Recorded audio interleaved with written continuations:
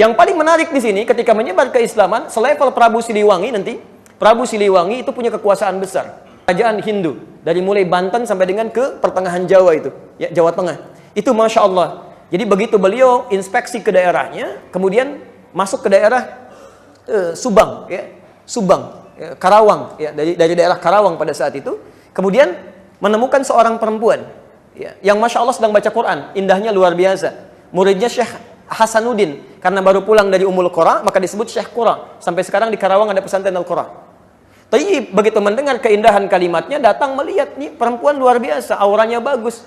Namanya Nyai Subang Larang, ya, Nyai Subang Larang. Tiba-tiba dinikahi beliau ini, ya, dengan syarat masuk Islam Prabu Siliwangi, tahun 1423 melahirkan anak. Ya, anaknya dikenal dengan Walang Sungsang.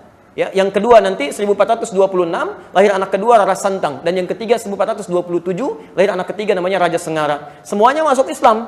Nah, yang pertama Walang Sungsang dengan yang kedua Rara Santang kemudian pergi menunaikan haji di Mekah, kemudian setelah berhaji ganti nama.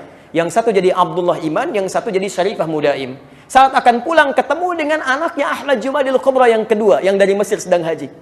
Tayyib namanya Syarif Abdullah. Dilamar kemudian Syarifah Mudaim lewat kakaknya Abdullah Iman, dinikahkan di situ, nggak ikut pulang ke Nusantara. Beliau kemudian ikut ke Mesir. Tinggal selama 20 tahun, melahirkan anak bernama Syarif Hidayatullah. Ini yang kemudian pulang tengok kakaknya yang punya kekuasaan di wilayah Gunung Jati sampai diberikan gelar Sunan Gunung Jati pada saat itu.